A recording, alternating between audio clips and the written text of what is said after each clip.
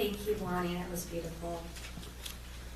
And now we come to our speaker, our Reverend Connie Beth Graddy.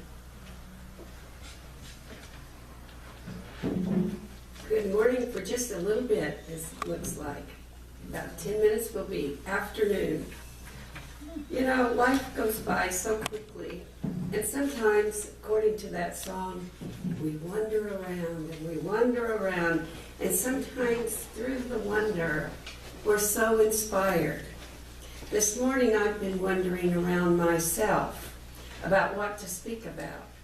First one thing and then another, and I wondered and I wondered. And I couldn't find something that I had read. So I thought, well, I'll just be inspired and see. Well, the first thought that came to me, well, just a moment ago, was passion. You know, at Christmas time, most of us look beyond what our physical needs are. Look beyond to create something wonderful at Christmas. And I had to go back in times of my growing up in the church and my having parts in little plays and all those kind of things. My brother was very creative. He loved to put on plays. He was in a few bit parts in movies, actually. But he really thought that our little church could expand and grow and really put on beautiful plays. Well, he always wanted me to be in the play. But that wasn't my passion. I didn't want anything to do with it. And he would work with me and work with me and work with me. And he said, now I know you can do it at the last minute. You do what I tell you to do at the last minute. Well, I would try, but I can tell you, it just didn't work with me. It wasn't my passion. I started thinking about the wonderful service we had on Friday, our celebration and memorial service for our wonderful Dolores Judith. And I thought about her life, and I thought about her passion for all of life and teaching children and singing and doing all of these things. And it was wonderful. And her daughter got up to speak. And her daughter has been somewhat shy and always stood behind. But on that day, she stood up and an energy flowed through her because she had a passion to sing a song that her mother had sang to her as an infant and a child. And let me tell you, because of that love and that passion, she sang it absolutely perfect and beautiful. And because of her passion of wanting to honor her mother, how she delighted us in the stories of her growing up with her mother. We all became a part of that story. And I think all who heard that, our lives have been changed forever. Well, you know, I started thinking about something. I started thinking about the mother, father, child at Christmas. We speak about mother, father, God. Mother being the love essence, father being the creator, and the child being the Christ child. At no other time during the year do we as mankind all over this globe called Mother Earth implement all of those faculties into our life other than at Christmas. Because we all feel the love.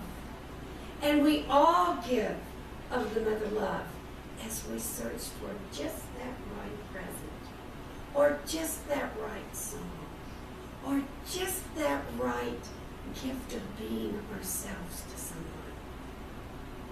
And then there's the Father, Creator, the one that creates by the Word, the one that creates and it's made manifest by that mother love.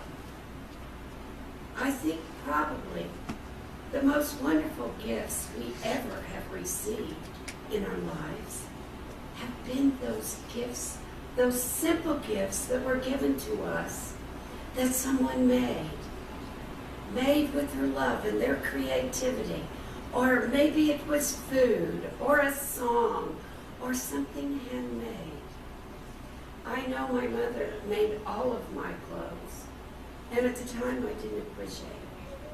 I probably was the best dressed kid in the 1st and 2nd grade because she had hair bows in my hair that was clipped with a little clip that matched every outfit. And this one last Christmas I said, she asked me what I wanted. All I wanted was a store-bought dress. You know, sometimes we don't know what we want. I remember I got 3 store-bought dresses. And if you want to know the truth, I looked at them. I enjoyed them. I was thrilled. But I could tell the difference. It was like, is that all there is to this dress? You know, sometimes we don't realize that when someone makes something or gives us something with so much love, when we wear that, when we hold that, when we see that, that love continues on and it becomes a part of us. And then there's the Christ child, that infant child. Well, symbolically, that Christ consciousness in that infancy is born within our heart center. And when we begin to wonder who we are, and we begin to wander through life, and we begin to feel that love within our heart center and ourselves, and we begin like infants wondering what's stirring within. Because when we consciously begin to wonder with our earth mind about spiritual things, that door of the heart begins to wonder and stir also. And it begins to activate that spiritual mind. And before long, when someone gives us love, we receive that love in our heart center, and that Christ consciousness begins to grow within us. At the funeral, those of you who were lucky enough to be here, fortunate enough to be here, you know the quality of the people that were here that day were so remarkable. It was an attribute to what Dolores' life had been. Those people were so loving and so thankful about our church and about the people here, and thanked us so that we had loved her there, Dolores. When someone loves us, it's our privilege and our pleasure and a blessing to return that love. And then last night, we had a remarkable wedding. Most talented people we've had yet at a wedding. So inspirational, so fun, so spur of the moment. And at the last minute, at the rehearsal, they decided they were going to dance down the aisle, which is a big thing. Let me tell you, these people were so genuine, so wonderful, so giving of their talents. And I told them, you know, we've never had a wedding like this before. Well, why? And I said, I think it's because none of you are afraid to be your real self. None of you are afraid to give of your beautiful talents, and you are sharing with everyone. And the one gal that sang looked at me and said, that's because we have enough self-esteem to know that just being ourselves is all the world needs. You know, I don't care where you go or what you do.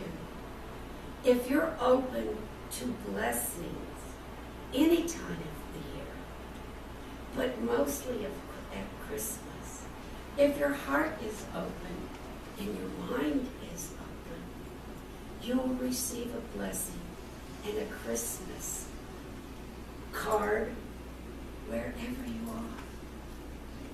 And you realize that passion, perhaps, that you have in your life is the awakening of who you truly are. And that passion in your life, you can sail through life when you're supposed to be tired and not even know that you're tired. You know, I spoke with our Marcia the other night, and she said, oh, Connie, did you have any help last night? Oh, I had Stanley. And she said, oh, no. And I said, oh, Marcia, but you know, I realize that's my passion. When you do your passion, it's not work. When you have love for what you do, it's not work. Now, I happen to know that Marcia has a passion for cooking. And I said, now, if you asked me to cook, that would be work. That would be work. That is not my talent. That is not my passion. But in thinking about Christmas, I awoke last night in the middle of the night, and I realized that we had nothing representing the wise men. And so when we got here, I said, I have to get in the closet because I knew we had this. And I knew that there was something that I need to express about Christmas and the wise men. Because each and every part of Christmas is truth. But each and every part of Christmas is also a blessing for our life, our soul path in this life, especially in this Aquarian age. Those wonderful wise men came with gold and frankincense and myrrh. And if you think about it, it's all about our spirit, our soul travel while here on this earth. That beautiful first wise man brought gold.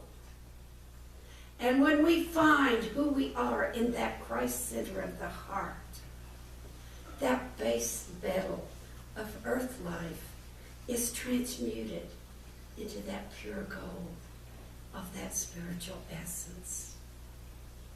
The gift of frankincense brings us gentleness and sweetness. And yet there's myrrh. And they say that has a bitterness to it.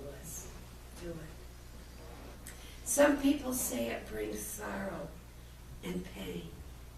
But do you realize these things are necessary for the development of our spirit?